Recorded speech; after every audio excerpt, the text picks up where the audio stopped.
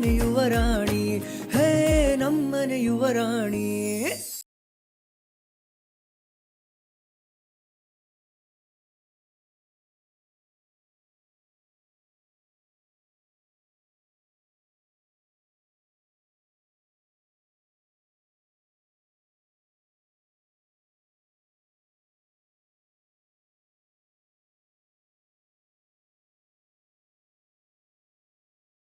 ಅನ್ನಿ, ನೀನ್ ಇಷ್ಟೊಂದೆಲ್ಲ ತಿಳ್ಕೊಂಡಿದ್ಯಾ ಅಂತ ಗೊತ್ತೇ ಇರ್ಲಿಲ್ಲ ಕಣು.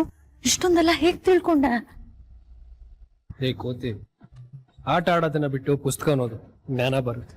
ನನಗ ಜ್ಞಾನ ಸಿನಿಮಾದಿಂದಲೇ ಬರುತ್ತೆ. ಈ ಕೋತಿ ಎಲ್ಲೇ ಹೋಗಿದ್ದೆ? ಅಮ್ಮ ಅದು ಆಚೆ ಒಂದ್ ಗೂಳಿ ನುಗ್ಗಿತಮ್ಮ, ಅದನ್ನ ಓಡ್ಸ್ ಬರಕ್ ಹೋಗಿದ್ದೆ. ಸರಿ ಸರಿ, ಮಾಂಗಲ್ಯನ ಎಲ್ರಿಗೂ ಮುಟ್ಟಿಸ್ಕೊಂಡ್ ಬರ್ಬೇಕಂತೆ, ಬೇಗ ಬಾ. ಸರಿ.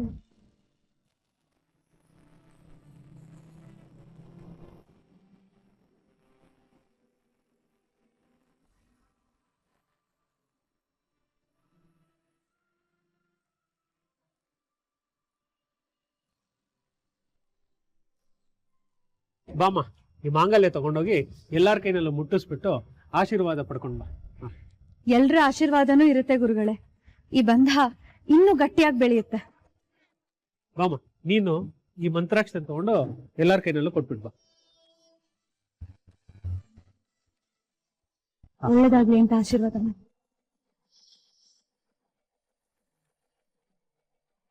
ಆಂಟಿ, ಒಳ್ಳೇದಾಗ್ಲಿ ಅಂತ ಆಶೀರ್ವಾದ ಮಾಡಿ.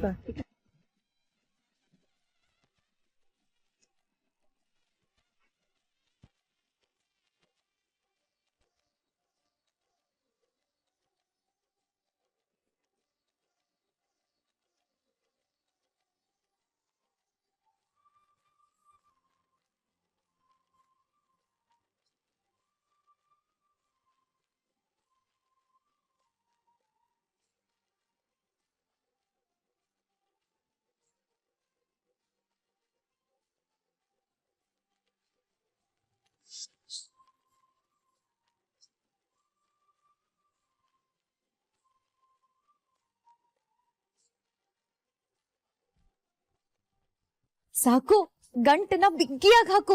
ಅಹಲ್ಯ ಅಕ್ಕ 7 ಜನ್ಮಕ್ಕೂ ನಿನ್ನವರ ಆಗಿರ್ಬೇಕು.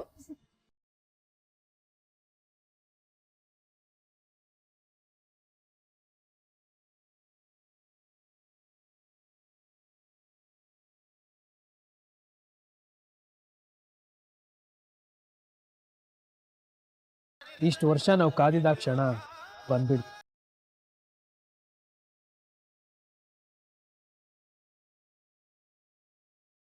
ಮಾಂಗಲ್ಯ ಧಾರಣೆ ಮಾಡಿಸ್ಬೋದಾ?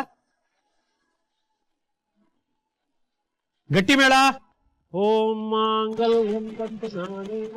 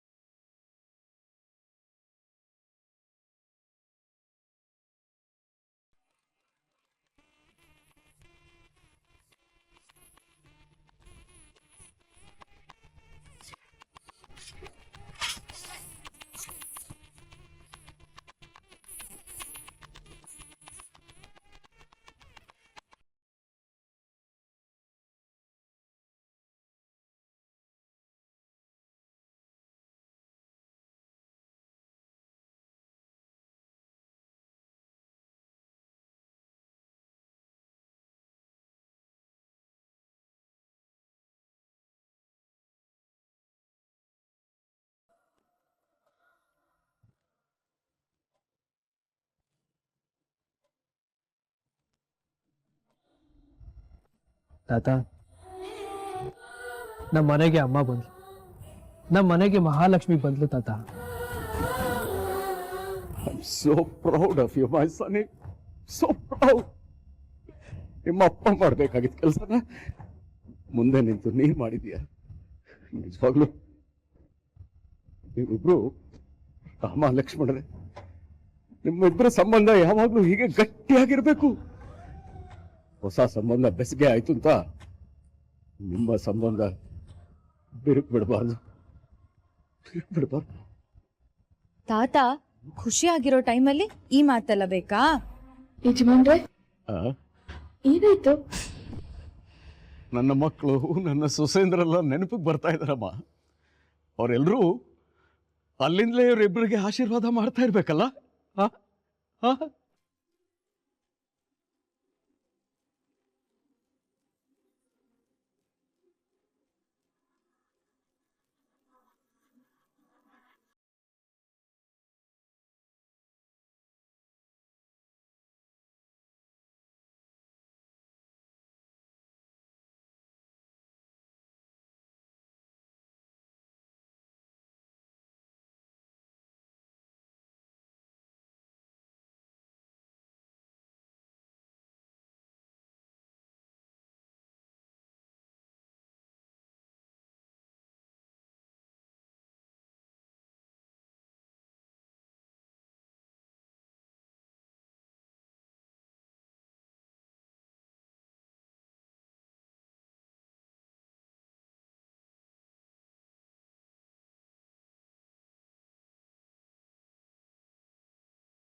ನೀವಿಬ್ರು ಹೀಗೆ 7 ಜನ್ಮಕ್ಕೂ ಒಟ್ಟಾಗಿ ಜೋಡಿಯಾಗಿ ಪ್ರೀತಿಯಿಂದ ಇರ್ಬೇಕು. 100 ಕಾಲ ಸುಖವಾಗಿ ಬಾಳ್ಬೇಕು.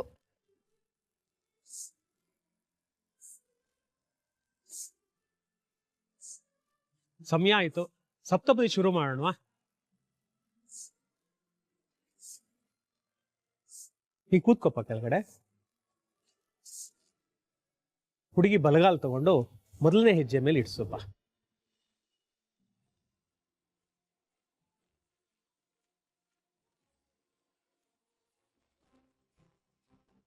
ಮೊದಲನೇ ಹೆಜ್ಜೆ ಅನ್ನಾವೃದ್ಧಿಗೋಸ್ಕರ.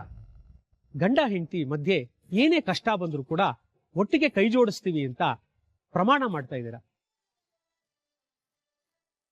ಗಂಡ ಹೆಂಡತಿನ ತನ್ನ ಮನೆ ಬೆಳಗೋಕ್ ಕೇಳಿದ್ರೆ ಹೆಂಡತಿ ತನ್ನನ್ನ ತನ್ನ ಕುಟುಂಬನ ನೋಡ್ಕೊಳಕ್ ಕೇಳ್ತಾಳೆ.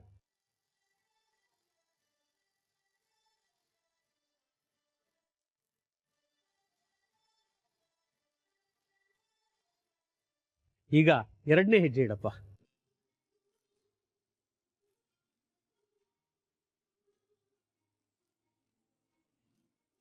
ಎರಡನೇ ಹೆಜ್ಜೆ ಬಲವೃದ್ಧಿಗೆ.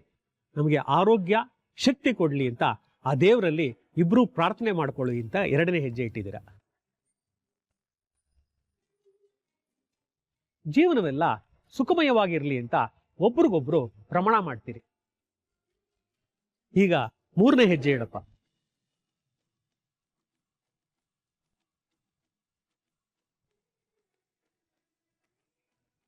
ಇದು ಧನವೃದ್ಧಿಗೋಸ್ಕರ. ಮನೆಯಲ್ಲಿರುವ ಧನ ಕನಕ ಐಶ್ವರ್ಯ ಎಲ್ಲ ವೃದ್ಧಿ ಮಾಡಕ್ಕೋಸ್ಕರ ಗಂಡ ಹೆಂಡತಿ ಒಬ್ರಿಗೊಬ್ರು ಕೈ ಜೋಡಿಸ್ತೀವಿ ಅಂತ ಪ್ರಮಾಣ ಮಾಡಿ.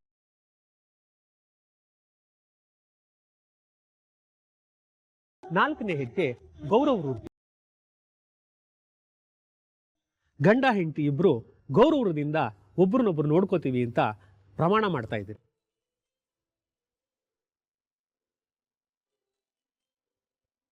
ಐದನೇ ಹೆಜ್ಜೆ ಸಂಬಂಧ ವೃದ್ಧಿ.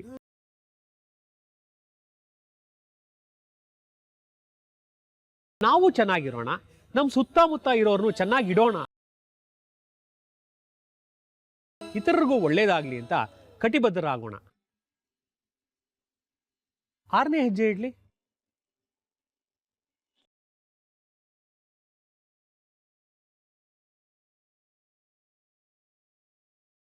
ದಾಂಪತ್ಯ ಜೀವನದಲ್ಲಿ ಯಾವುದೇ ಕಲಹ ಅನುಮಾನ ಇಲ್ಲದೆ ಬಾಳ್ತೀವಿ, ಮಾತಿನಲ್ಲೇ ಸಮಸ್ಯೆನ ಪರಿಹರಿಸ್ಕೊಳ್ತೀವಿ ಅಂತ ದಂಪತಿಗಳು ಒಬ್ಬರೊಬ್ಬರು ಮಾತು ಕೊಟ್ಕೋತಾ ಇದ್ದೀರಿ. ಏಳನೇ ಹೆಜ್ಜೆ ವಂಶಾಭಿವೃದ್ಧಿಗೆ.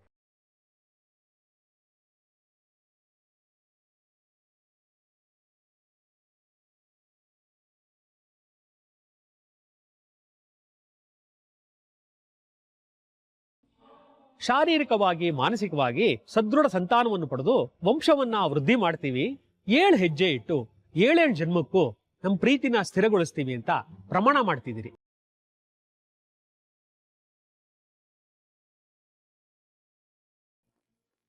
ಅನ್ನಿ, ಸಪ್ತಪದಿ ಅಂದ್ರೆ ಇಷ್ಟೆಲ್ಲ ಇರುತ್ತಾನೋ? ನಾನೇನೋ ಬರೀ 7 ಸ್ಟೆಪ್ ಹಂಗೆ ಹಾಕೊಂಡು ಹೋಗೋದು ಅನ್ಕೊಂಡೆ. ಅದೇನು ಡ್ಯಾನ್ಸ್ ಸ್ಟೆಪ್ಪೇನೆ ಹಾಕೋದಕ್ಕೆ?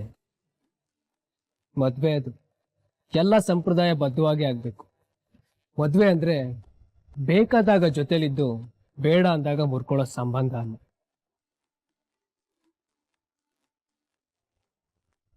ಅನಿ, ಇವ್ರೆಲ್ರು ಪ್ರಾಮಿಸ್ ಮಾಡ್ದಂಗೆ ಇದ್ಬಿಟ್ರೆ ಲೈಫ್ ಸೂಪರ್ ಅಲ್ಲ? ಸೂಪರ್ ಏನು, ನಂದಾ ಗೋಕುಲ. ನಮ್ಮ ಮನೆ ನಂದಾ ಗೋಕುಲ ಆಗುತ್ತೆ.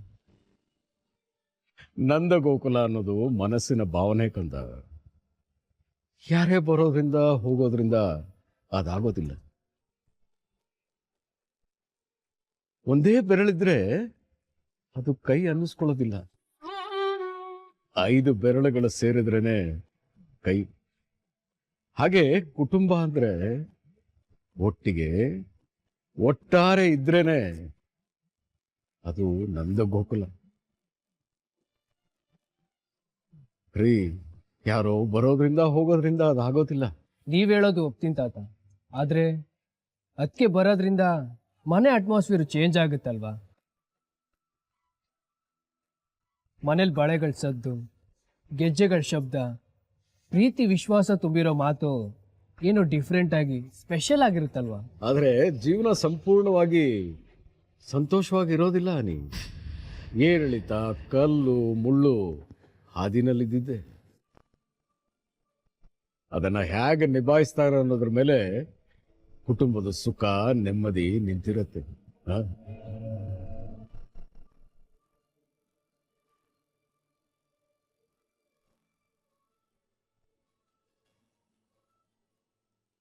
ಅಯ್ಯೋ, ಅಲ್ಲಿ ಹುಡುಗಿ ಒಪ್ಸೋ ಶಾಸ್ತ್ರ ನಡೀತಿದೆ. ನಾವೆಲ್ಲರೂ ಹೀಗೆ ನಿಂತ್ಕೊಂಡು ಇಲ್ಲಿ ಮಾತಾಡೋದಕ್ಕಾಗಲ್ಲ. ಬೇಗ ಬನ್ನಿ ಬನ್ನಿ.